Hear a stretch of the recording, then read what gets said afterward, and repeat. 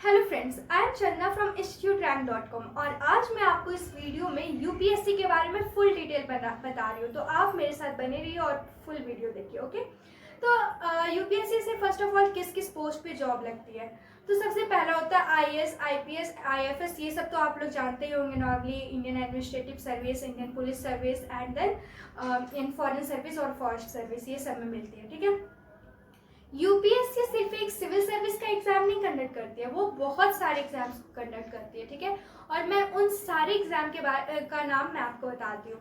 पहला होता है सीएससी सिविल सर्विस एग्जाम, दूसरा होता है ESE engineering service exam, third होता है Indian forestry service exam IFOS. ठीक है, Indian forestry service exam. Next होता है सीएपीएफ। सीएपीएफ एग्जाम होता है central arm police force exam, इसको हम लोग बोलते हैं सीएपीएफ। ठीक है, फिर होता है आईईएस। आईईएस एग्जाम कौन सा होता है? Indian economic service, Indian economic service exam.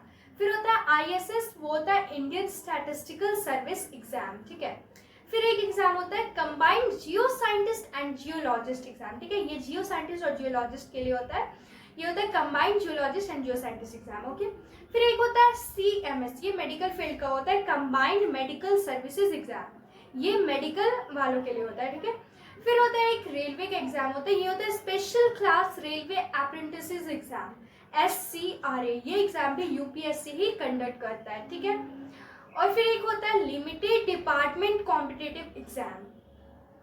इससे क्या होता है, इससे हम लोगों को किस पोस्ट पे जॉब मिलता है? इससे हम लोग को मिलता है असिस्टेंट कमांडेंट के पोस्ट पे हमें जॉब मिलता है सीआईएसएफ में। ठीक है, सीआईएसएफ में आपको असिस्टेंट कमांडेंट का जॉब मिलता है। ठीक है, इस एग्जाम से। तो ये सब एग्जाम है जो कि यूपीएससी कंडक्ट करता है। ओके, और अब आपको बता रही हूँ जो डिफेंस सर्विस के लिए यूपीएससी अलग एग्जाम कंडक्ट करता है।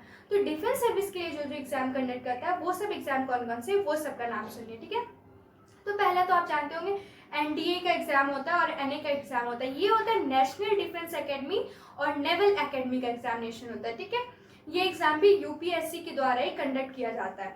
नेक्स्ट होता है हमारा national defence academy and naval academy examination, ये एनडीए और एनए एग्जाम के नाम से इसे हम जानते हैं। ये डिफेंस सर्विस जो है यूपीएससी का वो कंडक्ट करता है। ठीक है, फिर एक एग्जाम होता है CDS, combined defence service exam, ये भी यूपीएससी की तरफ से कंडक्ट किया जाता है। ठीक है, combined defence service exam CDS, इस एग्जाम के बारे में भी तो बहुत कम आप लोग सुने होंगे, ये भी डिफेंस के लाइन के लिए ही होता है। ठीक है, अब मैं आपको एलिजिबिलिटी बताती हूँ कि यूपीएससी में अप्लाई करने के लिए आपको एलिजिबिलिटी क्या क्या जरूरी है।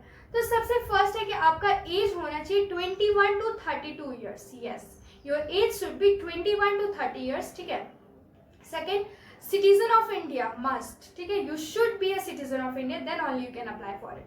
फिर है थर्ड हमारा कि आप किसी भी अच्छी यूनिवर्सिटी से कोई भी ग्रेजुएशन डिग्री लिए हो तो आप इसमें अप्लाई कर सकते हो। ठीक है, अब मैं आपको कुछ सैलरी बताऊंगी। ठीक है, इसमें सैलरी आपको कितना मिलता है, सैलरी हर पोस्ट के लिए डिफरेंट सैलरी होती है। ठीक है, मैं आपको सारे पोस्ट के लिए एक एक करके सैलरी बताऊंगी।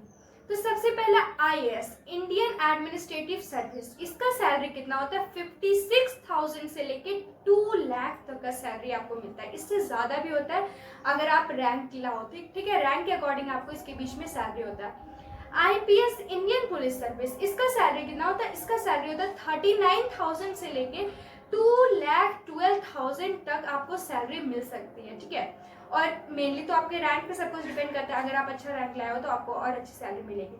नेक्स्ट है आईएफएस, इंडियन फॉरेन सर्विस। ठीक है, इसका सैलरी क्या है? इसका सैलरी आपको मिलता है 12,000 से शुरू होता है सैलरी और ये आपको 90,000 तक ये सैलरी आपको जाता है और ये आपके रैंक के अकॉर्डिंग आपको ये सैलरी मिलता है। फिर होता है IFS, Indian forest service. Indian forest service में आपका सैलरी क्या है?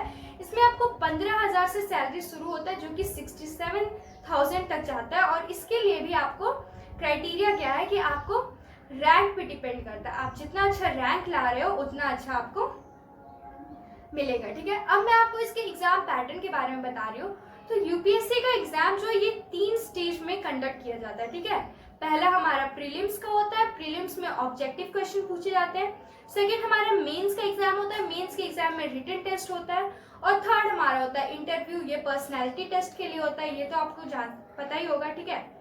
तो ये जो प्रीलिम्स एग्जाम होता है, प्रीलिम्स एग्जाम में 2 कंपलसरी पेपर होते हैं, ठीक है। 2 कंपलसरी पेपर होते हैं जो कि दोनों ही 200-200 मार्क्स के होते हैं, ठीक है। तो पेपर क्या कंप्राइज करते हैं, पेपर 1 में होता है हमारा जनरल स्टडीज, ठीक है, और पेपर 2 में हमारा क्या होता है, पेपर 2 में भी हमारा जनरल स्टडीज होता है, ठीक है। और दोनों पेपर कंडक्ट किया जाते हैं पेपर 1 में, मतलब पेपर 1 और पेपर 2, ठीक है। ये हमारा प्रीलिम्स का पार्ट होता है, ठीक है। इसमें मल्टीपल चॉइस क्वेश्चन सिर्फ आपको प्रोवाइड किए जाते हैं, जिसमें ऑब्जेक्टिव टाइप्स के क्वेश्चन होते हैं। ये एग्जाम सिर्फ आपको इसलिए देना होता है क्योंकि अगर आप ये क्वालिफाई करते हो तो फिर आप नेक्स्ट लेवल का एग्जाम दे सकते हो। मेंस में जाने के लिए आपको ये एग्जाम क्वालिफाई करना जरूरी होता है, ठीक है। अब मेंस एग्जाम के बारे में बात करते हैं, ठीक है। मेंस जो है ये हमारा मोस्ट इंपॉर्टेंट एग्जाम होता है, ठीक है। मेंस एग्जाम में आपको रिटन पार्ट होता है जिसमें कि आपको 9 पेपर्स होते हैं, ठीक है, जिसमें कि 7 पेपर्स जो आपको होते हैं वो आपके फाइनल मेरिट के लिए काउंट किए जाते हैं, ठीक है। रैंकिंग के लिए सिर्फ 7 पेपर काउंट किए जाते हैं। जो बाकी 2 पेपर है उसमें आपको कम से कम मिनिमम मार्क्स जो है वो लाना जरूरी होता है, ठीक है, तब आप इसमें पास करते हो। और बाकी जो 7 पेपर्स है उसके मार्क्स आपको रैंकिंग के लिए यूज होते हैं। थर्ड हमारा होता है इंटरव्यू, ठीक है। तो इंटरव्यू राउंड जो होता है ये आपको कंडक्ट होता है, ये बहुत ही लॉजिकल होता है, ठीक है। और इसमें आपको क्वेश्चंस पूछे जाते हैं, नॉर्मल जनरल इंटरेस्ट पे क्वेश्चंस होते हैं, ठीक है, कॉमन से क्वेश्चन होते हैं। और मेन इसमें है कि कैंडिडेट का जो रैंक है, ठीक है, वो आपके प्रीलिम्स के एग्जाम पे डिपेंड नहीं करता है। प्रीलिम्स का एग्जाम सिर्फ होता है कि वो अगर आप क्वालिफाई कर रहे हो तो आप मेंस में बैठ सकते हो, और जब आप मेंस का एग्जाम कर लेते हो और उसमें जो स्कोर होता है और इंटरव्यू में जो आपको स्कोर होता है वो मिला करके आपका रैंकिंग तैयार किया जाता है, ठीक है। और इस एग्जाम में जो मेंस है वो कितने मार्क्स का होता है, मेंस होता है आपका 1750 मार्क्स का, ठीक है। मेंस आपका 1750 मार्क्स का होता है जिसमें 7 पेपर्स के मार्क्स जुड़ते हैं, ठीक है। और इंटरव्यू राउंड जो होता है वो आपका होता है 275 मार्क्स का, हाँ जी, इंटरव्यू राउंड आपका 275 मार्क्स का होता है।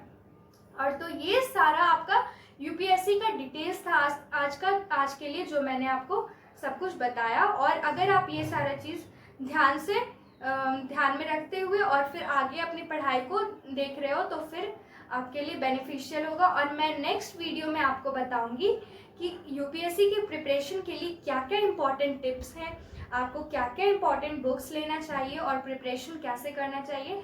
तो मेरे साथ बने रहिए और मेरे वीडियो को देखते रहिए। Thank you and